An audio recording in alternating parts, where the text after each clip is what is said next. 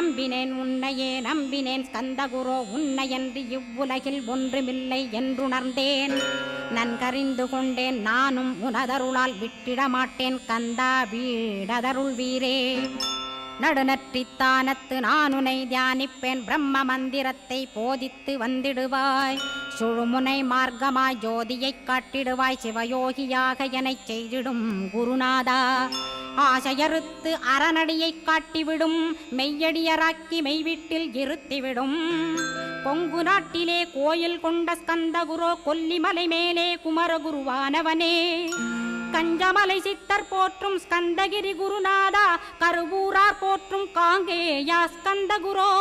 மருதமலை சித்தன் மகிழ்ந்து பணிம் பரமகுரோ சென்னிமலை குமரா சித்தர் கருள்வோனே.